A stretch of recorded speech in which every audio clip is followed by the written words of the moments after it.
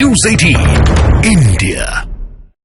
और मैं आपका रुख करूंगी, मेरे सहयोगी रवि भी हमारे साथ बने हुए। रवि, मैं आपके पास आऊं उससे पहले मैं जरा सूरत समझा दूं कि आर्टिकल 179 कहता क्या है विधानसभा के स्पीकर को लेकर। दरअसल स्पीकर को लेकर तीन ही सूरत है उसको हटाने को लेकर, या तो विधानसभा भंग हो, नहीं तो 14 दिन पहले आपको नोटिस देना है, और तीसरी जो स्थिति है वो ये कि वोटिंग के जरिए हटाया जा सके। और यहीं पे आरजेडी ने बार बार दोहराया कि हम ये होने नहीं देंगे। रवि, मेरा आपसे सवाल ये है कि अब जो विधायक हटते जा रहे हैं, ये मामला क्या सुप्रीम कोर्ट जाएगा? क्योंकि शुरुआती वक्त में होना यह है, बहुमत साबित होने से पहले कि 38 विधायक अगर उठ के सहमति जताते हैं कि हाँ स्पीकर को हटाया जाना है, तब इस पे फिर बात आगे होगी, फिर स्पीकर को लेकर वोटिंग होगी, उसके बाद फिर ये दूसरी प्रक्रिया जो है बहुमत को लेकर ये होनी है। जी बिल्कुल, जो नियमावली कहती है स्पीकर को हटाए जाने को लेकर के, उसकी ही जो पूरी तैयारी है कल से लेकर के आज तक नीतीश कुमार करते रहे हैं। और आपने देखा होगा कि कल जब बैठक हुई थी विजय चौधरी के घर पे, वहां पे जब 5 विधायक नहीं पहुंचे थे, तो इसे लेकर के विजय चौधरी वो व्यक्ति हैं जो विधानसभा अध्यक्ष रह चुके हैं, 2 बार विधानसभा अध्यक्ष रह चुके हैं, नीतीश के सबसे करीबी है, और सारी तकनीकी जानकारियों को लेकर के आज सुबह में जब जदयू की बैठक चाणक्य होटल में हुई तो वो तमाम विधायकों को बुलाया गया और पूरा बताया गया कि किस कदर जो है वो स्पीकर को हटाने को लेकर के कार्रवाइयां होगी और उस समय कैसे एकजुट रहना है। तो जो आंकड़े हैं वो बताते हैं कि पूरी नियमावली जो है वो सारे नियमावली पर खरे उतरने वाले हैं, ये सरकार के जो आंकड़े हैं, क्योंकि आंकड़े जो कह रहे हैं वो नीतीश कुमार के फेवर में फिलहाल दिखाई पड़ते हैं, क्योंकि वो आंकड़ों के बिना पे जो है वो अगर बहुमत भी साबित करना है, चूंकि 14 दिन पहले जो है स्पीकर को हटाने को लेकर विज्ञप्ति दी जा चुकी थी, और अब अगर यहाँ पे वोटिंग होती है तो वोटिंग को लेकर के भी बहुमत का आंकड़ा सिद्ध होगा। रवि, और सबसे बड़ी बात यही है कि बस कुछ ही वक्त का इंतजार है जब फ्लो टेस्ट की शुरुआत हो जाएगी। अपने दर्शकों को हम लगातार एक एक अपडेट दे रखे हैं, लेकिन फ्लो टेस्ट से पहले जो तमाम विधायक पहुंचे हैं विधानसभा में वो क्या कुछ कह रहे हैं, क्योंकि अब से कुछ ही देर बाद फ्लो टेस्ट होगा। एक बार सुन लीजिए। नहीं, किसी बात की नाराजगी नहीं है। नहीं, अशोक चौधरी को लेकर जो नाराजगी थी वो दूर हो गई। अरे कोई नाराजगी है? कोई नाराजगी नहीं है, वो सब बात हो चुकी है, वो खत्म हो चुकी है बात। वो पार्टी के एक नेता, एक झंडा, एक सब, कोई समस्या नहीं है। अब कोई समस्या नहीं है। देखिए, ऐसी कहीं कोई बात नहीं है। अभी हम लोग तो अभी तुरंत आ रहे हैं, धीरे धीरे सारे लोग आ रहे हैं, कोई नाराज नहीं है, किसी में कोई नाराजगी नहीं है। और परिवार में अगर लोग रहते हैं तो थोड़ी टक्कर बात होती है, लेकिन सारी बात थोड़ी समस्या थी, कहीं कोई समस्या नहीं है। सभी लोगों को, माननीय मुख्यमंत्री जी को चाहने वाले लोग हैं, माननीय मुख्यमंत्री जी को जितने चाहने वाले लोग हैं उसमें कहीं कोई दिक्कत नहीं है, सब लोग आ रहे हैं। आप जानेंगे जितने भी एमएलए हम लोगों के हैं, जनता यूनाइटेड के सब साथ हैं, बीजेपी के हैं साथ में हैं, हम के हैं, सब लोग साथ में हैं। कल से सबसे बातचीत हम सबसे हो रही है। जो लोग नहीं आ चुके थे, जो अफवाह बना हुआ था, उनसे भी मेरी खुद की बात हुई है। हमारे नेता को सब लोग चाहने वाले हैं, होने जा रही है, जो आपको जानकारी भी होगी। सारे सब लोग एक जगह हैं, कहीं कोई दिक्कत नहीं है। ये अफवाह है, अफवाह से सब लोग होशियार रहे। सरकार बनेगी नेता नीतीश कुमार के नेतृत्व में, कहीं कोई दिक्कत नहीं है। बाहर भागे, कोई झारखंड चला गया? ना, कोई नाराज नहीं था। देखिए, सब कोई अपने व्यक्तिगत काम से कहीं था, कोई कहीं था, सब कोई सही। मान लीजिए आज सबको पहुंचना था, सही समय था, नियत समय था, नियत टाइम पे सबको पहुंचना था, सब कोई हाजिर है। बच्चे को खिलौना मिल गया है, बच्चे के लिए खिलौना लाए हैं। कहीं कोई खेला नहीं होगा, मेला लगेगा, एनडीए के पक्ष में बहुमत सिद्ध होगा और माननीय सर्वोच्च न्यायालय के न्यायिक आदेश का गलत तरीके से व्याख्या करने का आरोप लगेगा। आपने गलत तरीके से इसकी व्याख्या कर दी।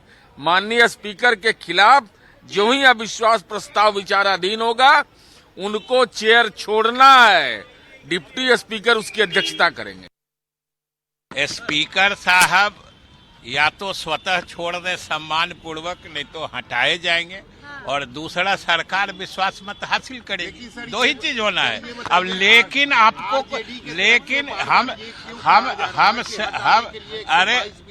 हम सिर्फ ये कह रहे हैं कि आज जो होना है बता दिए।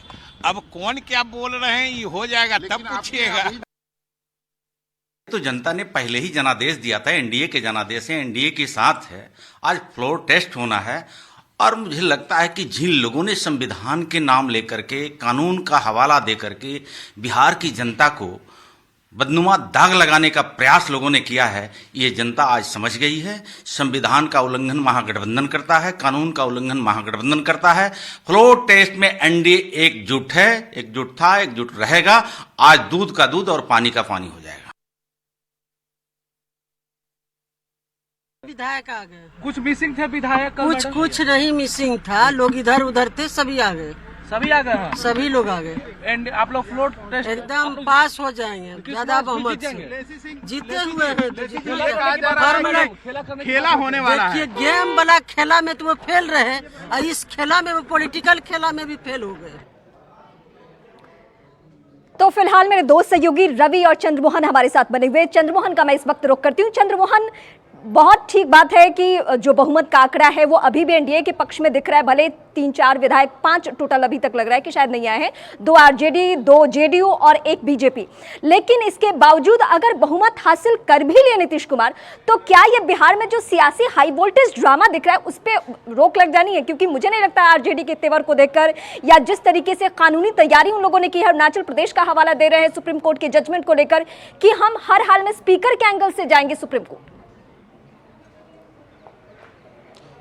बिल्कुल, देखिए स्पीकर के एंगल से वो तब जाएंगे जब 122 से कम आंकड़ा वहां पर सदन के अंदर में मौजूद रहेगा। अगर 122 से अधिक आंकड़ा हो जाता है तो ऐसे ही स्पीकर के हटने का आदेश हो जाएगा। तो साफ तौर पर आरजेडी अपने तरीके से भले ही तैयारी कर ली है, क्योंकि जैसे ही एनडीए की सरकार बनी, नई सरकार आई, उसके बाद से 50 विधायकों ने यह लिख कर दिया था कि स्पीकर को इस्तीफा दे देना चाहिए और नहीं हटेंगे तो उनके खिलाफ सदन की जब कार्रवाई शुरू होगी तो उसमें अविश्वास प्रस्ताव लाया जाएगा। 50 विधायकों के लिखित देने के बाद जो 243 का आंकड़ा है उसके मुताबिक 38 विधायकों का सदन के अंदर में रहना जरूरी है।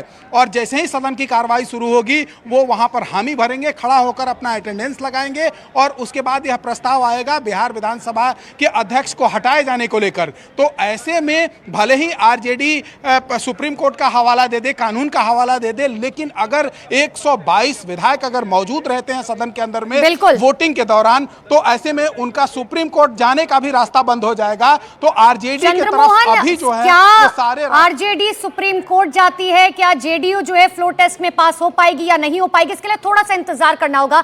लेकिन सबसे पहले दर्शकों को यह समझना बहुत ज्यादा जरूरी है क्योंकि नंबर्स गेम की हम बात कर रहे हैं। चंद्रमोहन, ये बताइए कि अभी फिलहाल कौन कौन से वो विधायक हैं जो सदन में मौजूद नहीं है और वो कौन सी पार्टी के और क्या नंबर्स है? बिल्कुल, देखिए जेडीयू के एक विधायक अभी तक नहीं पहुंचे हैं, वो है डॉक्टर संजीव। नवादा में मौजूद थे, 3 घंटे से ज्यादा का वक्त हो गया उनको वहां से निकले हुए, और जो जानकारी मिली है उसके मुताबिक अब से थोड़ी देर पहले वो पटना इन कर चुके हैं। तो अब विधानसभा कैंपस में वो कभी भी पहुंच सकते हैं, सदन की कार्रवाई में वो भाग लेंगे, ऐसा उनके तरफ से जब मैंने बात किया था तो उन्होंने साफ तौर पर यह कहा था। तो ऐसे में 45 के 45 विधायक जेडीयू के अगर वो पहुंच जाते हैं तो वो पूरे हो जाएंगे।